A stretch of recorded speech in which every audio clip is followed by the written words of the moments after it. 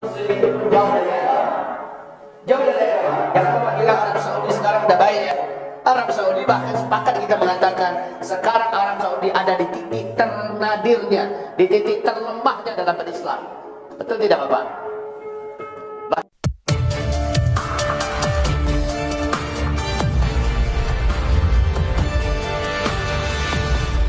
Subscribe dulu yang belum subscribe. Selamat menonton. Enjoy. End of flashback. Pangeran Salman di bulan April kemarin di acara televisi resmi dan tidak ada sedikit pun ragu-ragu mengatakan saya menolak seluruh hadis-hadis Nabi Muhammad sahih ke bawah. Hadis sahih ke bawah ditolaknya semua. Yang diterimanya cuma hadis mutawatir karena dia sama kekuatannya dengan Al-Quran. Kalau begitu Bapak Ibu yang kami muliakan, paling-paling hadis Nabi 1/8 cuma yang mutawatir. 78 lainnya ditolak semua. Hadis Sahih Bukhari, Sahih Muslim, semua ditolak. Maka wajarlah kalau hari ini Arab Saudi sebagai benteng terakhir penegakan syariat Islam di dunia jebol sudah. Arab Saudi menuju kepada kefasikan yang paling permanen, Pak.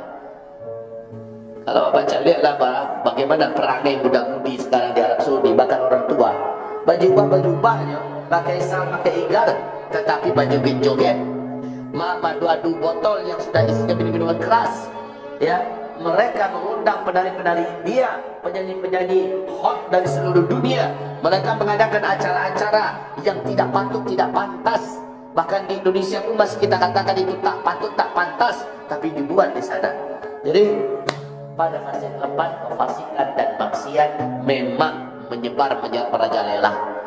Para ulama di Arab Saudi ribuan yang ditangkap, sedang khutbah, sedang ceramah, sedang di rumah, sedang acara seminar, di depan publik ditangkap-tangkapi, masuk penjara sekarang. Itu Arab Saudi loh Pak. Setelah sebelumnya seluruh negeri Arab berlomba-lomba menangkapin para ulama. Ya, agar Bapak Ibu mengetahui keadaan kita sekarang ini. Nah, kalau para ulama-ulama yang lurus-lurus ditangkap-tangkapi, apa yang terjadi berikutnya? Kefasikan, dolarat, aliran-aliran sesat diciptakan oleh Barat, diciptakan, didanai oleh Eropa, ya, dan sengaja dimunculkan sampai kepada tingkat ada aliran yang mengkafir-kafirkan semua kelompok di luar kelompoknya, ya, semacam ISIS dan sebagainya. Mereka ini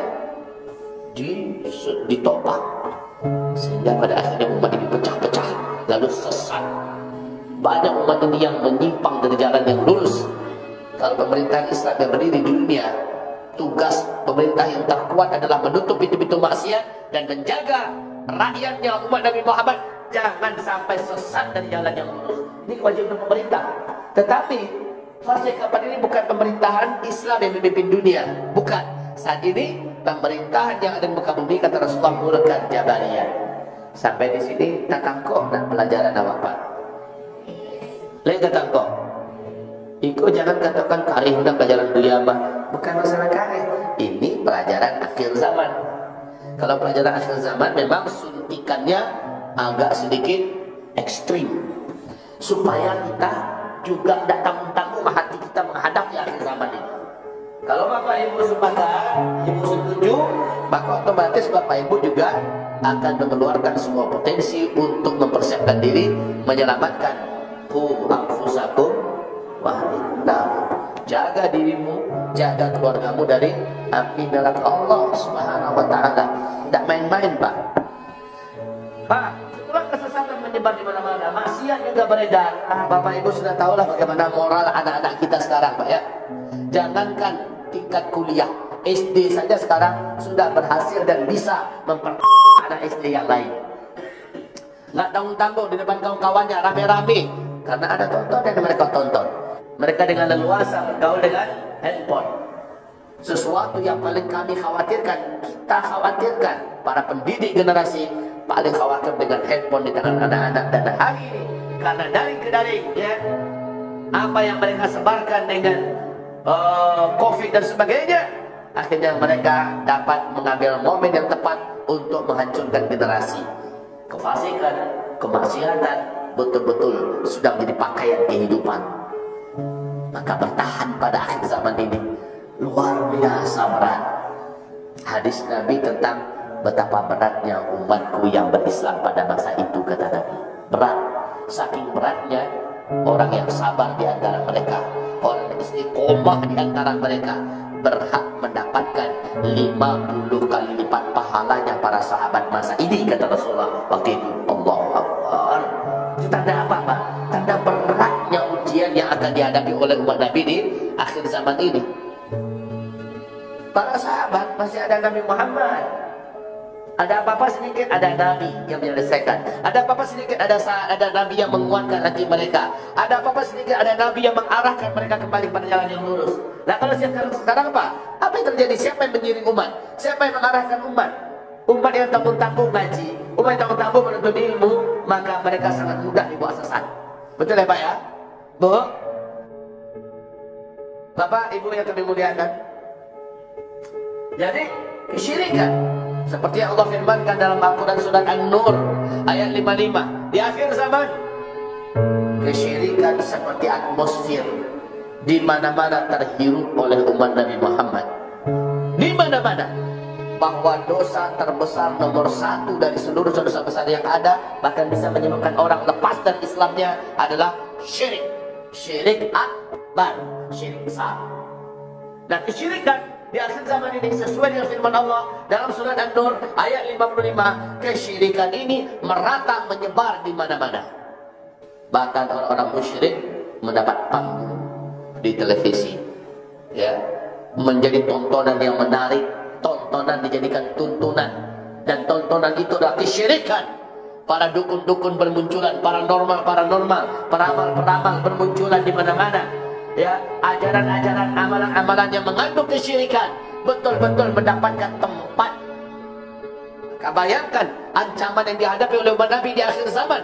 Bayangkan anak bapak ibu, ya, di mana para dukun-dukun, para ahli-ahli sihir bermunculan dalam bentuk-bentuk yang berlente, tampang yang gagah dan gaya. Lalu mereka mengatrasikan kemampuan sihir mereka, menyebabkan banyak mahasiswa-mahasiswa, anak-anak muda tertarik dan ikut belajar, tertarik dan ikut menjadi pengikut sekte-sekte yang seluruhnya menjadi abdi-abdi setan. Ini adalah fase keempat, kesyirikan. Hasbunallah, ni'mal wakil, ni'mal maula, ni'mal nasir. Tinggalkan Bapak Ibu. Kalau Bapak Ibu umpamanya selamat karena dari pelajaran-pelajaran Bapak selama hidup ini jadi pegangan, apakah ada jaminan anak Bapak Ibu bisa selamat? Sudah cukupkah Bapak Ibu memberikan bekal kepada anak Bapak Ibu? Akidah mereka kuat, iman mereka mantap, tauhid mereka lurus. Sudahkah cukup? Bila belum, Bapak Ibu akan bertanggung jawab di depan Allah nanti. Kita akan dituntut oleh Allah, ditanya oleh Allah Subhanahu wa Ta'ala pada hari kiamat kelak. Kalau bapak masuk neraka, belum tentu anak akan ikut ke bawah. Tapi kalau anak masuk neraka karena kelalaian kita, kita pasti ke bawah. Betul Ibu? Maka hendaklah khawatir, hendaklah takut orang-orang beriman kalau meninggalkan di belakang mereka generasi-generasi yang lemah. Lemah yang paling dikhawatirkan di sini adalah lemah agamanya, lemah akidahnya, lemah imannya, lemah tauhidnya. Ini yang paling dikhawatirkan. Baru yang lain-lain, lemah ekonomi, lemah pendidikan, lemah fisik, lemah kesehatan, baru yang lain. Tapi yang paling dikhawatirkan lemah itu adalah lemah agama. Kalau kita miskin di dunia, tapi agamanya kuat, insya Allah surganya selamat. Dan itulah kehidupan kita sesungguhnya. Kalau kita tidak berpendidikan di dunia, hanya tamat SD, misalnya di SD juga nggak pernah selesai, insya Allah agamanya kuat, dia selamat di akhiratnya. Kalau seandainya kita tidak bisa menguasai politik, karena memang kita politik dikadalin terus, ya sudah, selama agama kita kuat, di akhirat kita menjadi pemenang dan menjadi raja-raja di dalam surga. Terima kasih telah menonton dan sampai jumpa.